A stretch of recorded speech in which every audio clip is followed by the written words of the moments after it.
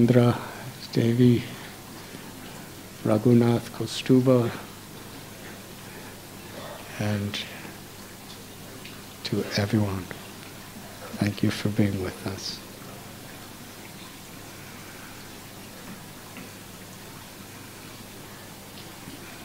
The festival that we're celebrating is Brajalila Devi, Hari Hari.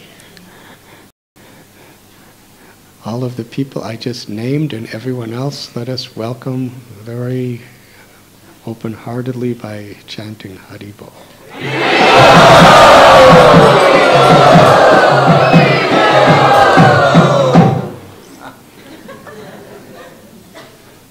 That was not very loud.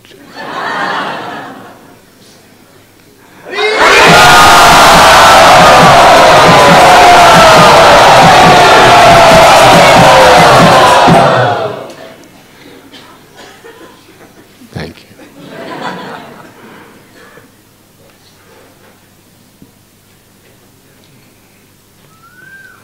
This festival has a theme that is at the very heart of bhakti. In the 9th chapter of Bhagavad Gita, there's a very, very precious verse that is spoken by Krishna. This verse gives unlimited hope, and through that hope, courage and inspiration for everyone. Whoever we are, wherever we're from, whatever we've done or not done, whatever our qualification or disqualification, it gives us not only the hope, but the means by which we can actually connect to the highest wealth in all of existence, the wealth within ourselves, the grace of God, or Krishna. The verse, Patram pushpam phalam thoyam yome bhakta prayachchati tadaham bhaktya prahitam asnami prayatat manaha. Krishna tells, if with love and devotion one offers to me even a single leaf, a piece of fruit, or some water, or a flower, I will accept it.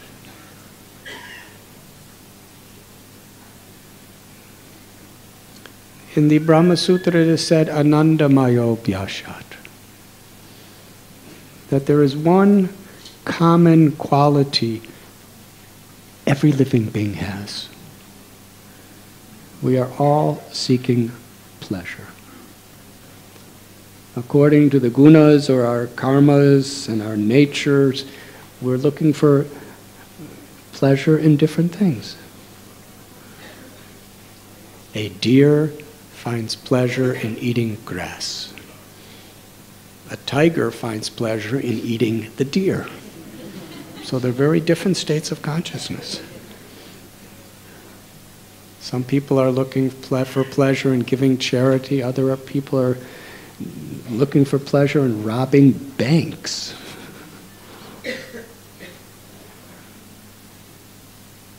Some people in perpetuating the ego, and others in seeking shelter of God. But everyone's looking for pleasure. And the only thing that actually gives pleasure to the heart is love. Things cannot give pleasure to the heart. Money, fame, power, skills, they give some pleasure to the mind and to the senses, but the heart is yearning to love and to be loved. And what is the origin of that nature? According to the Gita, the great scriptures throughout the world, it is the very nature of the living force, the soul, the Atma within us. To love God and to feel the unlimited love of God. That is what the heart is seeking in all of its adventures throughout this creation. But we've just forgotten where it's to be found and how to connect. So Krishna in this verse of Gita explains that we can realize Krishna's supreme love. We can, through offering our love. And we can offer that love in the simplest ways. Just by offering a leaf, a flower, a little water, or a fruit. Anyone could do that. You don't need a PhD. You don't need lots of money in your bank account. Every human being can do that. And just by doing that, we can attain the greatest treasure and the perfection of life. Hari. You see, all of these monks who are running the sound system, they all have big degrees in engineering. So you just don't know what's going to happen next. But that means, even if you have a PhD and you're a billionaire, still you can offer a leaf, a flower, or water with love and attain the same perfection.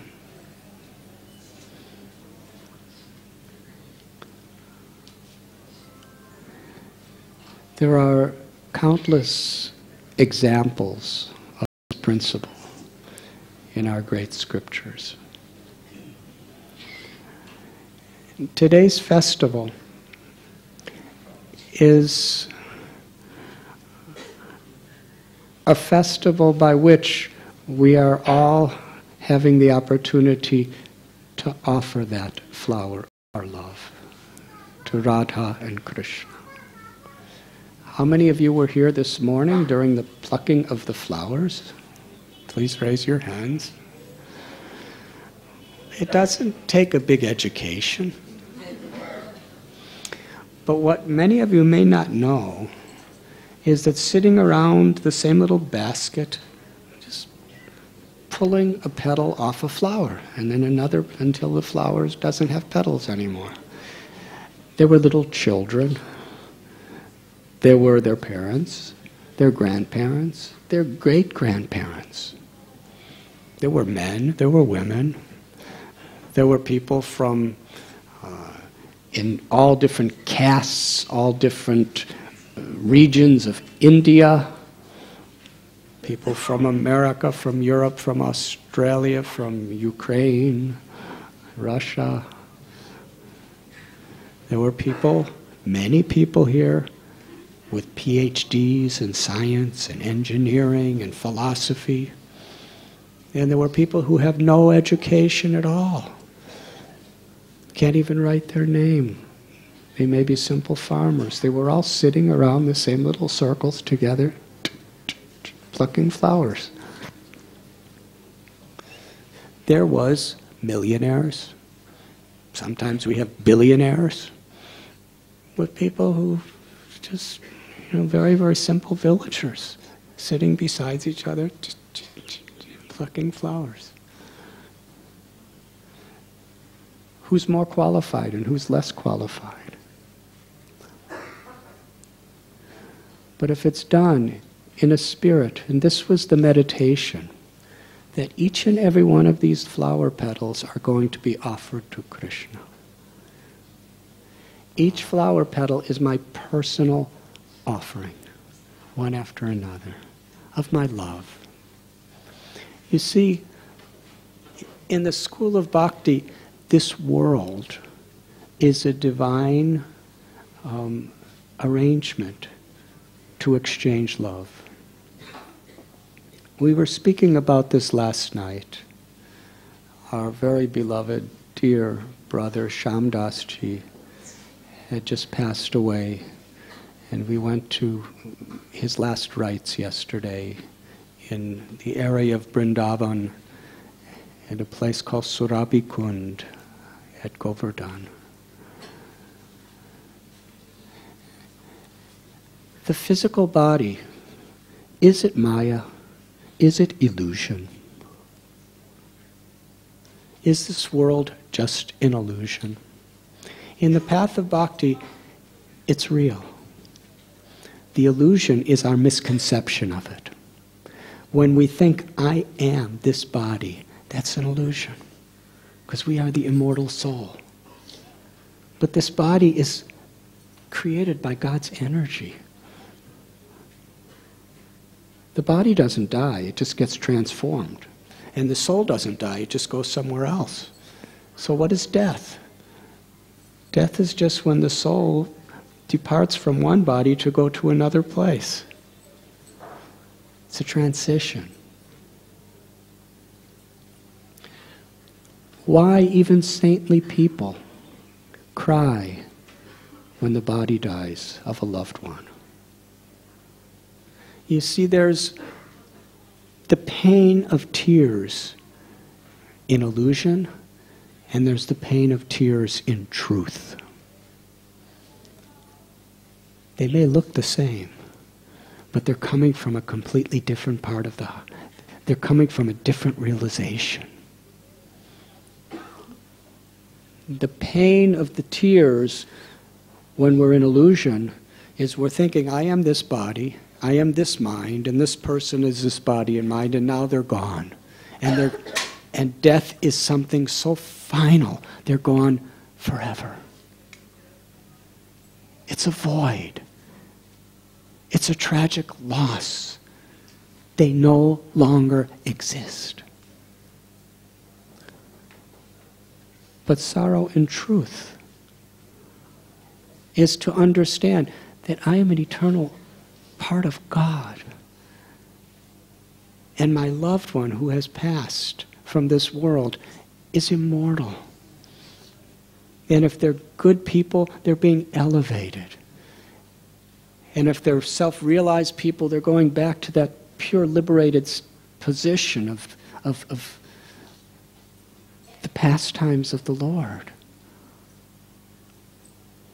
But the body is a sacred medium by which we can exchange. We can speak to each other. The body is a medium by which we can share our affection. We can share our affection to God together. We can share our compassion to people of this world together.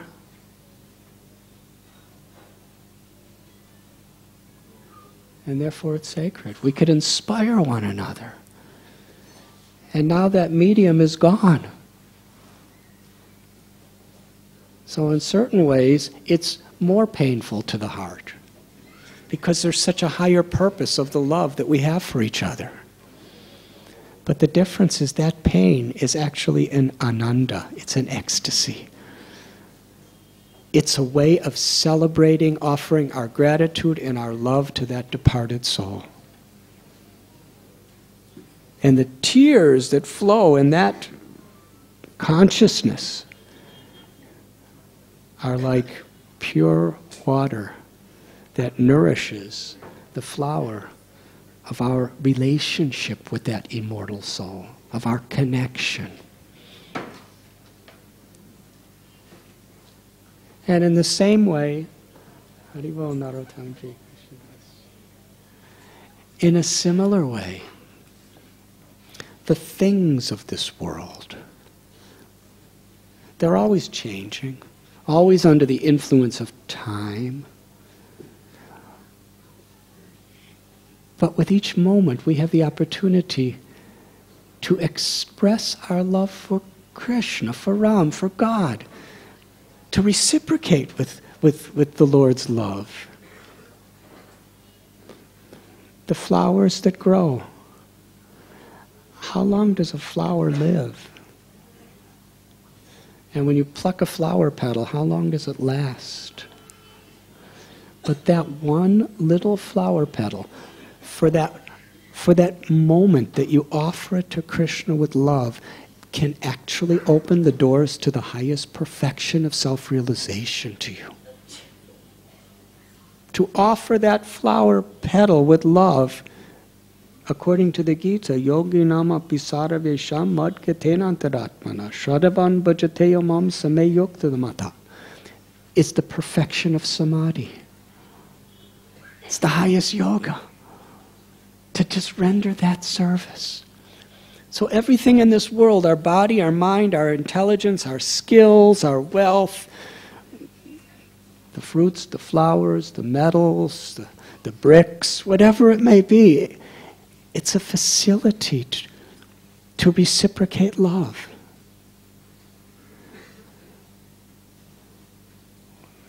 And then we actually find the fulfillment that we're all truly seeking. So hundreds and hundreds of people were plucking flowers today for so many hours. And as we said, every kind of people. We were all equal. It's not that the flower petal that was plucked by the billionaire is better than the simple villager.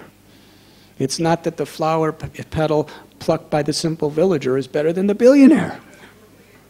It's not that the flower petal by the IIT engineer, PhD, who are here, is better than the person, I mean, I only have one semester of junior college that I...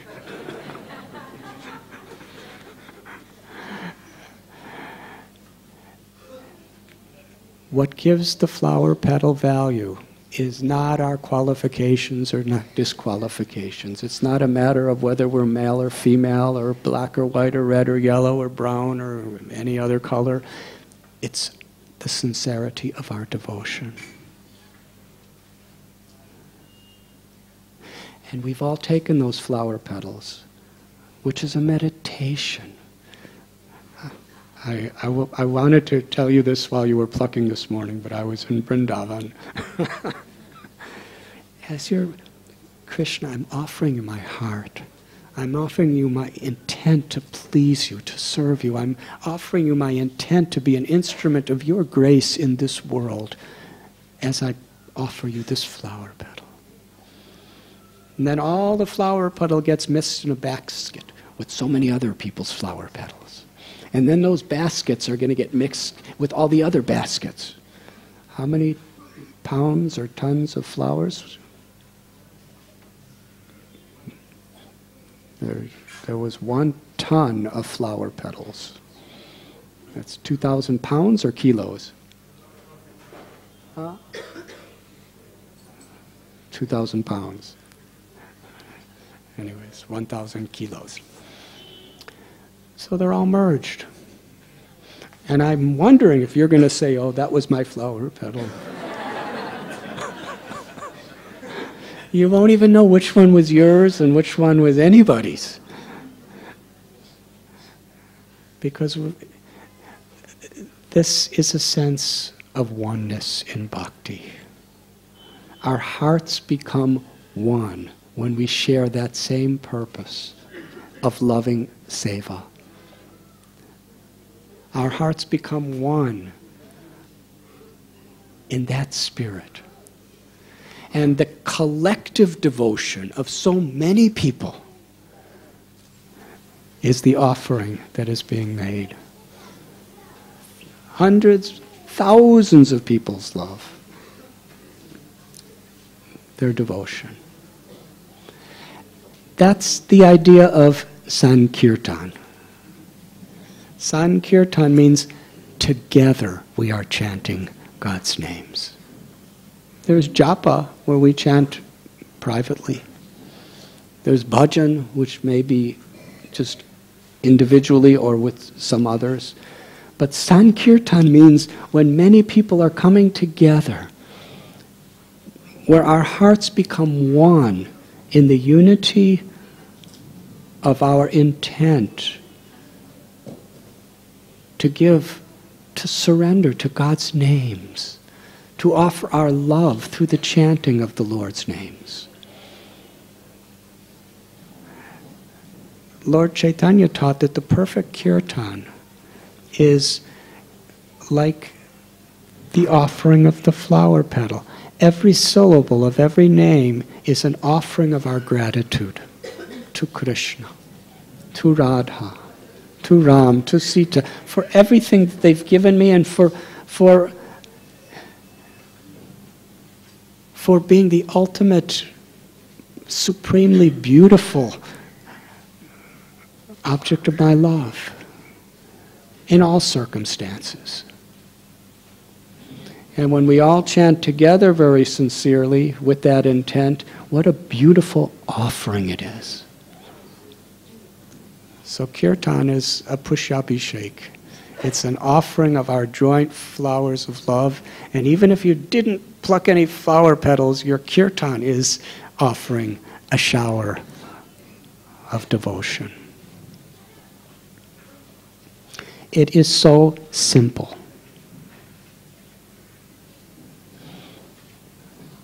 My beloved Guru Maharaj, Srila Prabhupada, he would say that bhakti is simple for the simple and complicated for the complicated. My father and mother, when they first came to India, you know what changed their hearts more than anything else? I gave them so many lectures, and that just made them more worried about what I was doing.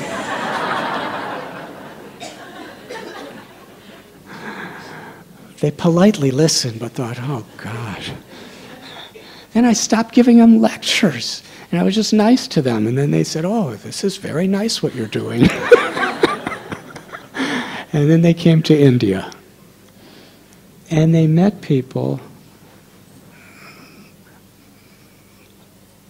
like the Maffatlal and Desai family, who are actually extremely successful in this world. But they were so simple at heart. They weren't egoistic. Even though they had a lot of power and wealth and all of that, they were serving with such a desire to please, with such simple, pure hearts. That's what actually connects to us. We can impress people by our abilities, by our skills, by our strength, by our beauty, but that doesn't really touch people's hearts deep. It's the simplicity of the affection and character and the care that we have that actually deeply moves people. Why is that? Because patram pushpam palam toyam, that's what moves Krishna. That's what moves Bhagavan. That simple offering of affection with sincere desire to serve and to please. In Ramayana, Lord Sri Ram, he is the Supreme Personality of God, the Absolute Truth, who had descended as an avatar into this world, kind of playing the role like a human being. And as he was searching for his divine consort Sita, along with Lakshman, his brother, they came to a lake in South India. It's still there today. It's called Pampa Sarovar. Please raise your hand if you have been to Pampa Sarovar.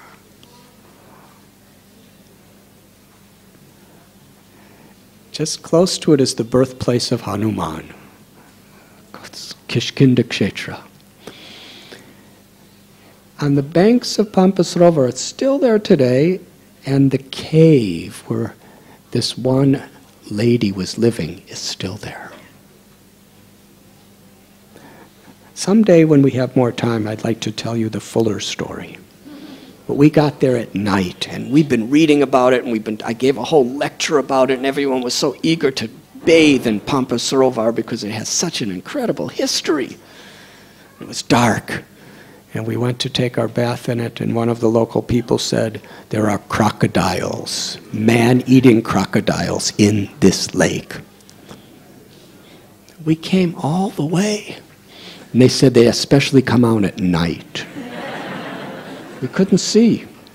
There was hardly any moon that night. But because we just gave the lecture and heard the lecture about the glories of this holy place, we were so excited when they said there's crocodiles. Fools rush in, whatever you may interpret it. I said, well, I don't know about any of you, but I'm going in. And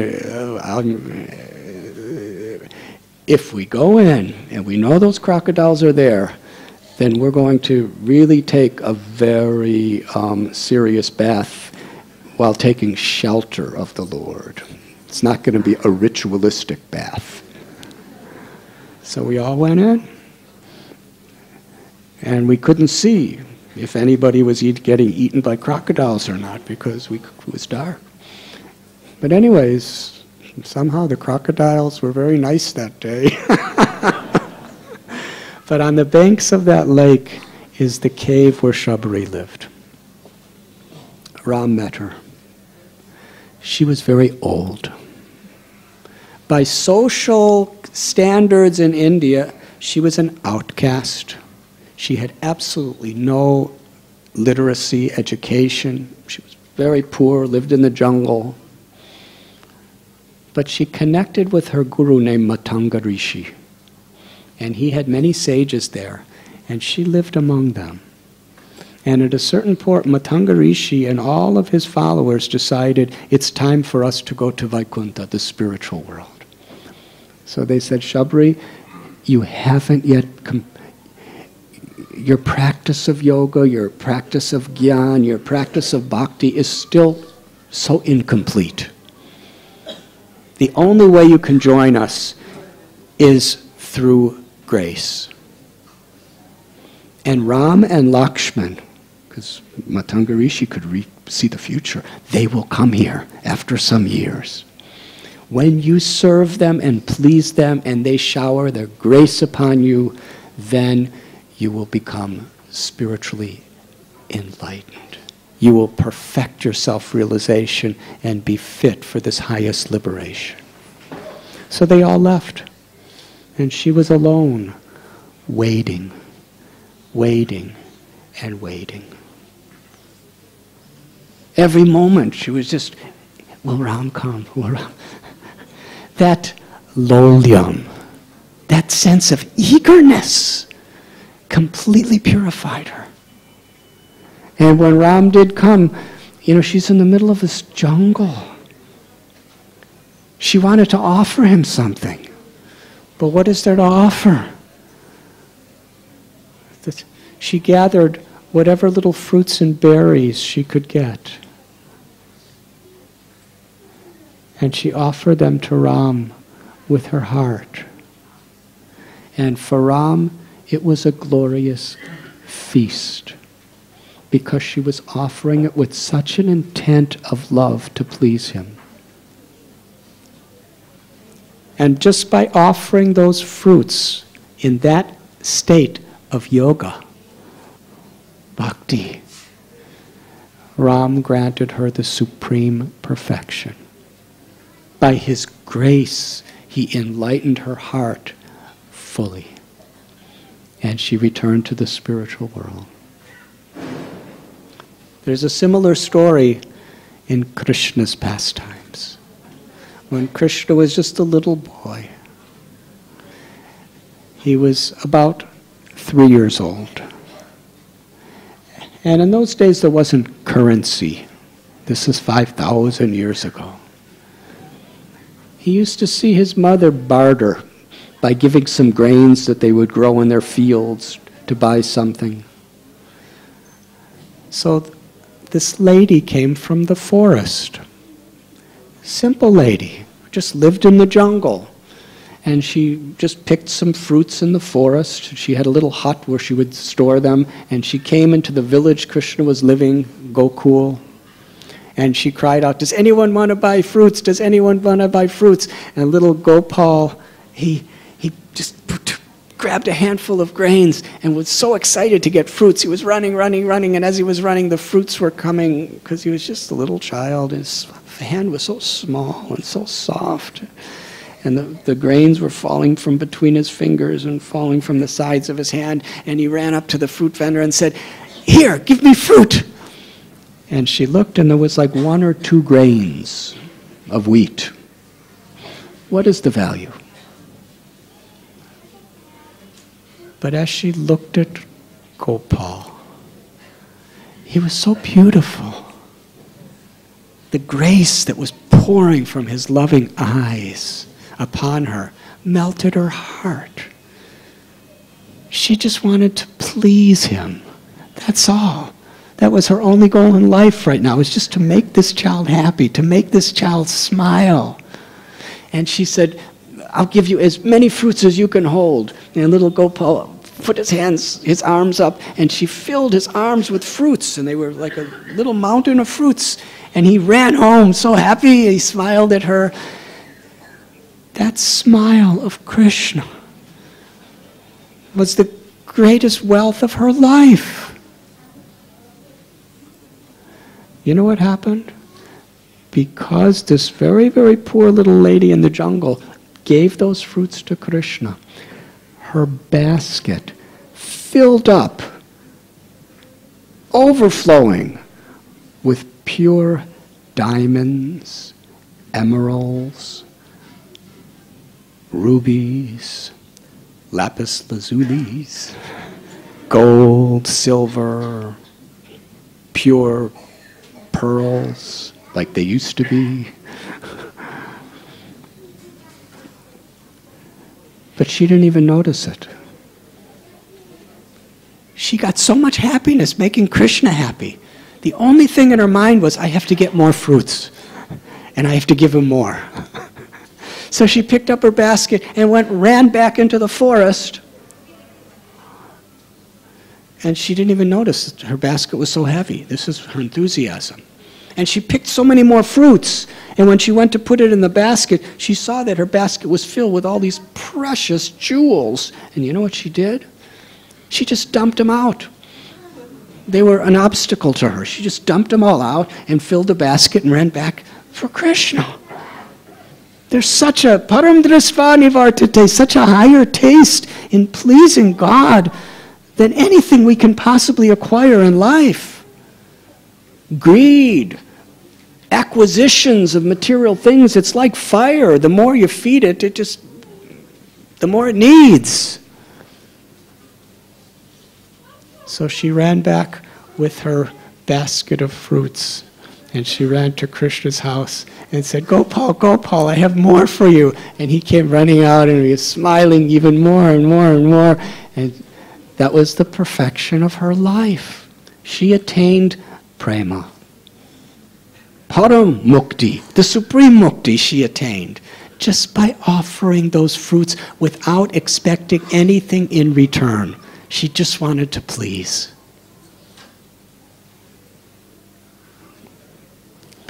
And Krishna, he went to his mother, Yashoda, and said, "I have all these fruits. Look at all these fruits I got." She said, "Where did you get these fruits?" She said, "A lady from the jungle came and I bought them." And she said, "Gopal, you know, not everybody's like your parents and your family at home. You can't just go out and trust everybody that you don't know." And you know what Gopal's answer was? "Mother, I don't know what you mean. What does it mean to not trust somebody?" She said, "I want these fruits to be given to all my friends and all my relatives and everybody I love. Will you come and give these fruits out with me?" In other words, the love of his devotee. Each fruit was saturated with the love of this lady. He wanted to share that love with everyone. So he started putting all the fruits in the cloth that his mother was wearing. And she went out into the village and started giving out the fruits. Now, there was only about 20 fruits. She gave out dozens. She gave out hundreds. She gave out thousands of fruits. And she was amazed. How is it that there's only a few here, and I'm giving them out, but there's still more here? That is Krishna. Achintya Shakti. The Lord has unlimited capacity to share his love. And even sweeter than that, he has unlimited capacity to share the love of his devotees.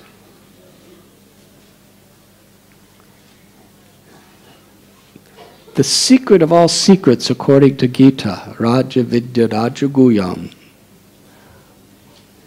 is how the all-powerful controller of all controllers is overpowered and controlled by the love of his devotee.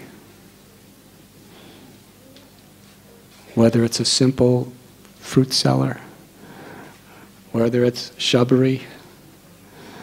In Lord Chaitanya's Leela there was Sridhar.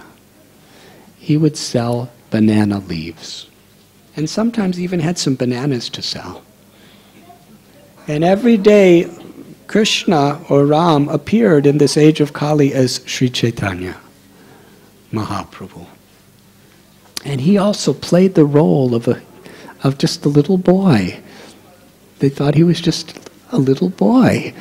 And he would go to Sridhar every day and ask, what is the price of your bananas?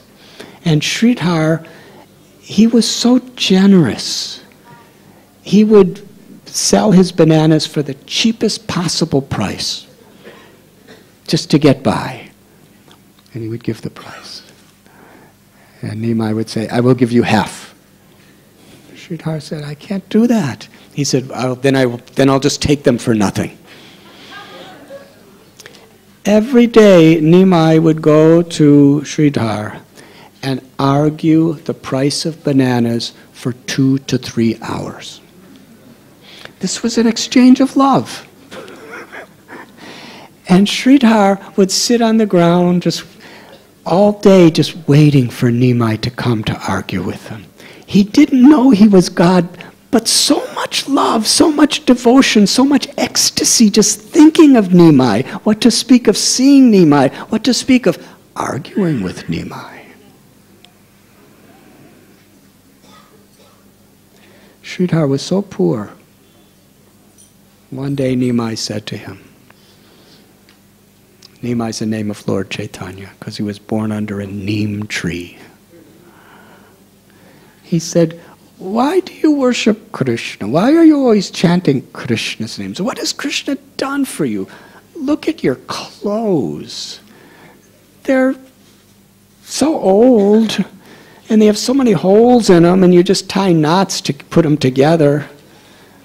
And you're so skinny, and your house is just a straw hut with one room, and there's no furniture.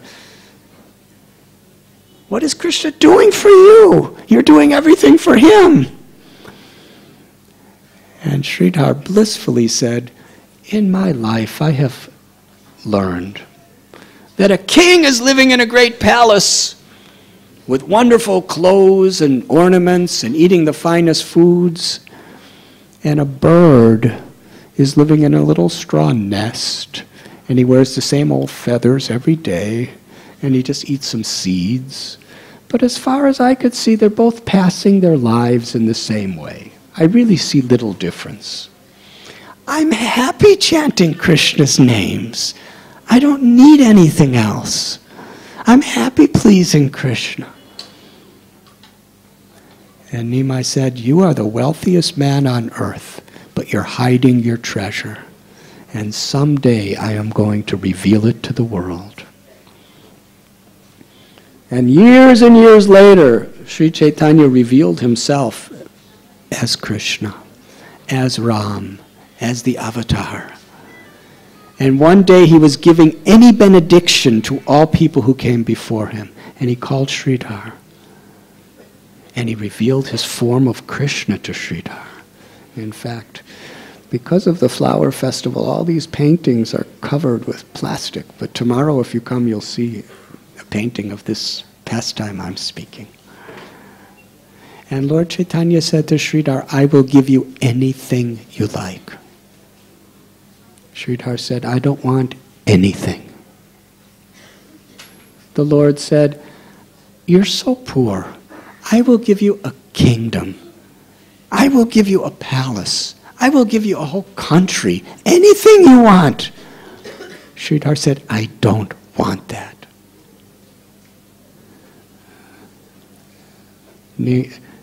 Nimai said, "I'll give you all the 8 mystic cities where you could perform miracles, anima, mahima, prapti.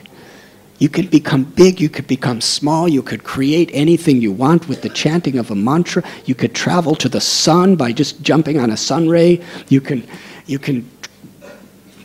materialize or dematerialize yourself. You could read people's minds. You could control the world. You could control planets. I could give you all these mystic cities in full.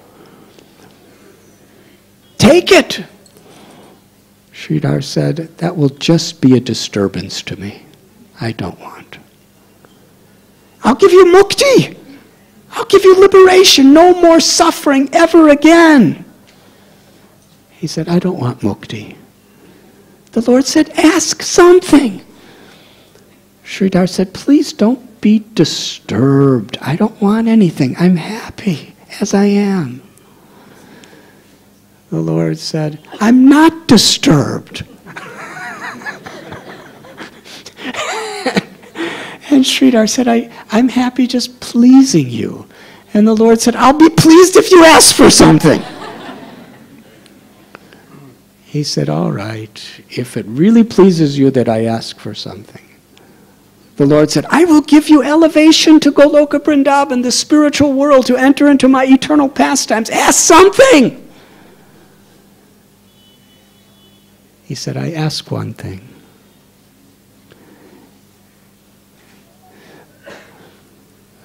Let me never forget in the core of my heart that little boy Nimai coming to steal my bananas. And birth after birth after birth, please just come and steal my bananas. That's all I want." Lord Chaitanya began to cry. He confessed in front of everyone, "I am conquered by this devotee." And you know, every day Lord Chaitanya would not eat a meal if it was not from a banana leaf that was given by Sridhar.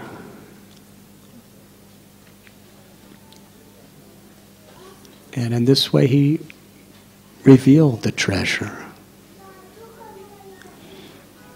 At the same time, we find great kings, emperors, professionals who conquer the Lord by utilizing what they have with this simple spirit of devotion. So that is what we are celebrating today. Celebrating this grace, which is available for everyone, everywhere, at all times. There is no disqualification, there is no qualification. All that is required is that sincerity of the heart. It's a celebration of the opportunity we all have. It's a celebration of Krishna's grace, that he's so totally accessible to everyone through devotion, and how he is conquered by devotion.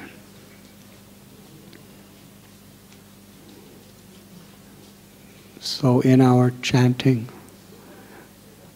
we are offering the flowers of our affection, of our gratitude, of our intent to love. In our watching the beautiful forms of the Lord who have so lovingly appeared before us to accept our services,